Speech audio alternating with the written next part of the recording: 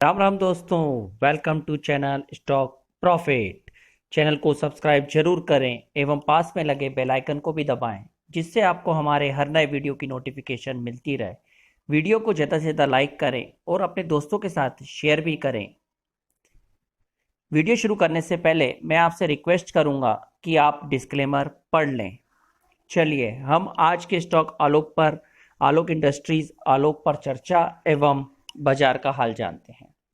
Sensex आज वापस minus trend में ही क्लोज हुआ, 173 पॉइंट माइनस में बंद हुआ, 171.43 172 पॉइंट 38,194 पर क्लोज हुआ। आलोक इंडस्ट्रीज वहीं लोअर सर्किट के बिल्कुल पास में ही क्लोज हुआ, 27 रुपये 45 पैसे -1.40 -4.85%। 9 सितंबर 4 बजे तक का अपडेट है बीएससी की साइट पे। प्रीवियस क्लोज 28 रुपये 85 पैसे था, ओपन हुआ 27 रुपये 60 पैसे पे। उसके बाद हाई भी गया 28 रुपये 30 पैसे का और फिर लोअर बैंड 27 रुपये 45 का उसका आज लो रहा। दैट मीन्स आज इसने लोअर बैंड को वापस टच करा है। कुछ लोग पूछ रहे थे कि ये टच नहीं कर रहा, रेंज बाउंड में काम कर रहा है, तो इसका सर्किट टेबल कब चेंज होगा।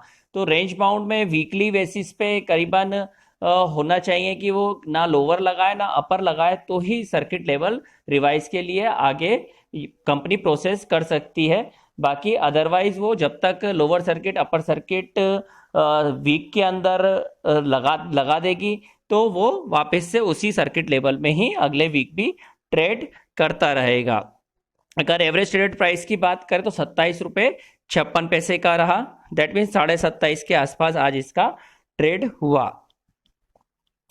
चलिए अब इसके आज के टोटल वॉल्यूम को हम देखें तो शुरू में अच्छा वॉल्यूम था, बाकी फिर लोअर सर्किट में भी थोड़ा थोड़ा वॉल्यूम होता रहा और लोअर सर्किट से भी बीच बीच में खुलता रहा और 5-5 10-10 पैसे करीबन ऊपर भी रहा लोअर सर्किट से, और शुरू में वॉल्यूम के साथ ऊपर ही था, बाद में वॉल्यूम बल्कि कम ही रहे।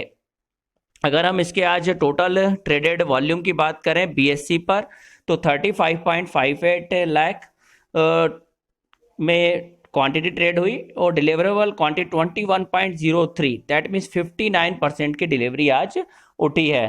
दैट मीन्स लॉन्ग टर्म के रन के हिसाब से लोग थोड़ा थोड़ा माल करके स्टॉक उठा रहे हैं। बाकी हमने आपको पहले भी बोला था कि 25.5 के ऊपर ऊपर ही बाइंग करें, 25.5 से 27.5 28.5 तक की रेंज में बाइंग करें। तो वो आज 27.5 में भी किसी ने बाइंग करा हो तो भी ओके, और 25.5 के आसपास तक बाइंग करें। अगर अपनी जो क्वांटिटी अपने को परचेस करनी है लॉन्ग टर्म के हिसाब से उसकी भी हाफ क्वांटिटी करें, क्योंकि 25.5 का अगर लेवल तोड़ता है तो नीचे का सपोर्ट लेवल फिर हमको देखेंगे हम अभी कहाँ पर है। तो चलिए अब हम एनएससी की साइट पर चलते हैं और वहां का भी आज का हाल जानते हैं। NSC Alok industries as on date 9 सितंबर 27 रुपये 50 पैसे पर क्लोज हुआ। इसका जो लोअर बैंड था 27 रुपये 40 पैसे, एडजस्टेबल होते हुए 27 रुपये 50 पैसे पे क्लोज हुआ।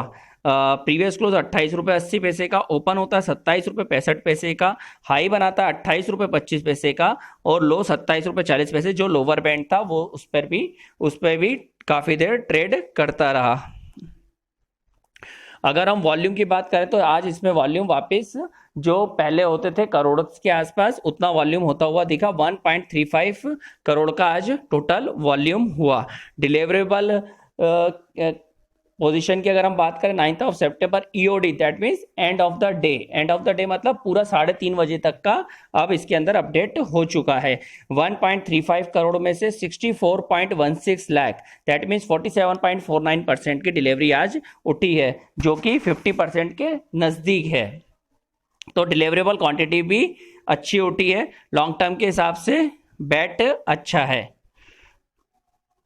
चलिए अब हम इसके ग्राफ में देख लेते हैं। जैसा हम अभी कुछ दिनों से बात कर रहे हैं, चाइना क्लैश के कारण और आपका कोविड के अनसर्टेन आंकड़े के हिसाब से कभी कोविड-19 का एकदम बढ़ जाता है, उसकी वैक्सीन का भी कई बार नई नई कंपनी के द्वारा होता है कि इन्होंने निकाल लिए, खोज कर लिए, फिर उसके बाद थोड़ा सा कुछ उसमें टेक्निकल इश्यूज जो मतलब कहना चाहिए उनके लाइसेंस वगैरह और उसके अंदर हेल्थ को देखते हुए कि साइड इफेक्ट्स ना हो वैसा कुछ, फिर वापस वो और अपडेशन के लिए चली जाती है, फिर दूसरी कंपनी निकालती है, तो भी वैसा अभी वैक्सीन के लिए भी अनसर्टेनिटी बनी हुई है कि कब तक यहाँ तक पहुंचेगी। कुछ जनों का मानना है 2021 तक कोविड की पहुंचेगी वैक्सीन, कुछ बोलते हैं कि एंड ऑफ 2020 के आसपास पहुंचना चालू हो जाएगी, मगर जिस हिसाब से हमें लगता है कि आम पब्लिक तक पहुंचते पहुंचते वो 2021 पहुंच जाएगा। तो इसका अभी जो है उसका इफेक्ट बीच बीच में हमें मार्केट पे भी नजर आता रहता है। आप देखेंगे कि पहले मार्च के टाइम पे, लॉकडाउन के टाइम पे एकदम मार्केट नीचे गिरा था और फिर जैसे कुछ टाइम एक आध महीने बाद ही वापस से धीरे धीरे करके ऊपर आया है और अब वापस अभी कंसोलिडेशन फेज में चल रहा है। ना ऊपर जाने को राजी है सेंसेक्स और निफ्टी और ना एकदम नीचे गिर रहा है। तो अगर ये सपोर्ट लेवल तोड़ता है तो एकदम नीचे जा सकता है, तो उस समय कोई ट्रेड अभी लॉन्ग टर्म के हिसाब से भी ना लें। सिर्फ इस पर्टिकुलर स्टॉक को अगर हम देखें तो 27.5 के ऊपर एक बार हमको जहां पर भी 25.5 के ऊपर जहां पे भी हमको कन्विक्शन आए तब हमको उतनी छोटी क्वांटिटी लेना है कि हम अगर नीचे आता है तो और उसको बाद में नीचे के लेवल पे और ले सके, क्योंकि लॉन्ग टर्म का रन इसके अंदर काफी अच्छा लगता है। जिस हिसाब से एक्सपोर्ट्स की बात है और इंडो चाइना के हिसाब से चाइना का जिस हिसाब से इंपोर्ट इंडिया में होना बंद हो गया, वैसे ही कई कंट्रीज ने चाइना से माल बुलाना कम कर दिया है और कुछ जगह तो ना के बराबर ही चाइना से इंपोर्ट हो रहा है। तो उसके जो ऑर्डर्स हैं वो इंडिया से हो सकते हैं। तो टेक्सटाइल यूनिट इनकी काफ़ी अच्छी है, प्रोडक्शन कैपेसिटी भी अच्छी है। पहले भी ये वॉलमार्ट वगैरह और दूसरे बड़े बड़े ग्रुप्स को अपना माल पहुंचाते हैं, तो इनको भी आगे फ्यूचर में इनको और ऑर्डर बढ़ के मिलेंगे, क्योंकि रिलायंस के कारण नेटवर्क इनका अब काफ़ी वर्ल्ड वाइड में फैल चुका है, क्योंकि रिलायंस हर मोस्टली कंट्रीज में उनके ऑफिसेज और उनके पास पहुंच है। तो हिसाब से यहाँ पर भी फ्यूचर ग्रुप में उन्होंने जैसे इन्वेस्टमेंट करा रिलायंस ने, रिलायंस का खुद का रिटेल चेन चलता ही है पहले से भी रिलायंस फ्रेश के नाम से, तो इसकी सेल टेक्सटाइल यूनिट्स की जो भी चीज़ें हैं वो यहाँ पर बिकेगी, तो उस हिसाब से इनकी प्रॉफिटेबिलिटी आगे बढ़ेगी। मगर ये लॉन्ग रन के हिसाब से हम बात कर रहे हैं, कोई इसमें कंफ्यूजन ना हो कि हम कोई शॉर्ट टर्म के हिसाब से एकदम ना एक्सपोर्ट होगा ना एकदम ऑर्डर्स मिलेंगे, मगर जो रिलायंस का व्यू है और जो हमें आगे का ट्रेंड दिख रहा है कि इंडो चाइना क्लैश के बाद में जैसे ही ये हल्का होगा तो इसको एक्सपोर्ट से ज़्यादा बढ़ता हुआ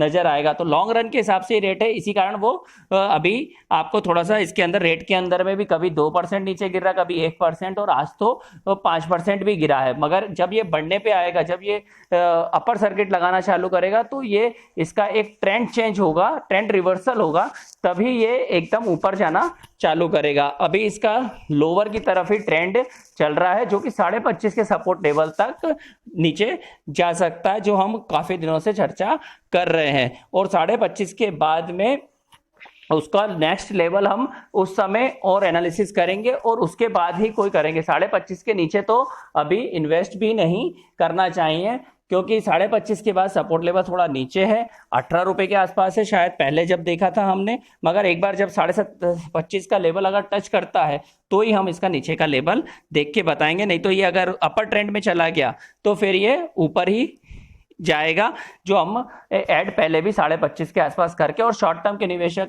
को 40 के ऊपर हमने प्रॉफिट भी बोला था कि बुक कर सकते हैं, और लॉन्ग टर्म के निवेशक बने रह सकते हैं। तो जिन्होंने पहले ले रखा है तो वो अभी और रुक जाए और उसके बाद 25.5 का अगर लेवल तोड़े तो ही ले, नहीं तो 60 रुपए के टारगेट के लिए वो अभी भी बने रहे।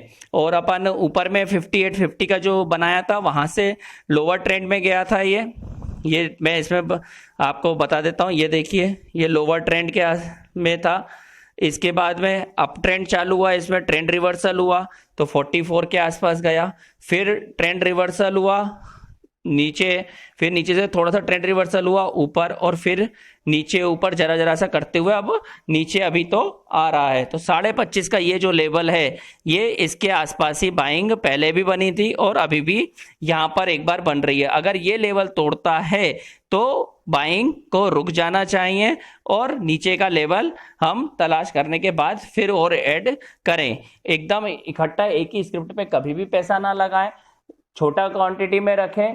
पोर्टफोलियो का 5% आप स्मॉल कैप और मिड कैप के लिए एक स्क्रिप्ट के लिए रख सकते हैं, ऐसा मगर मेरी एनालिसिस है। आलोक इंडस्ट्रीज में जितनी भी मैं एनालिसिस बताता हूँ ये एक एजुकेशन पर्पस के हिसाब से है और ये मेरी स्वयं की खुद की एनालिसिस है। आप अपनी जरूर एक एनालिसिस करें, रिसर्च करें, अपने फाइनेंशियल एडवाइजर से सलाह मशवरा करने के बाद ही कोई निर्णय लें, और जो निर्णय लें उसकी रिस्पॉन्सिबिलिटी भी आप स्वयं खुद लें। तो चलिए, मैं आपका दोस्त अब यही वाणी को विराम देता हूं, फिर जल्द नए वीडियो के साथ हाजिर होऊंगा। तब तक के लिए टेक केयर।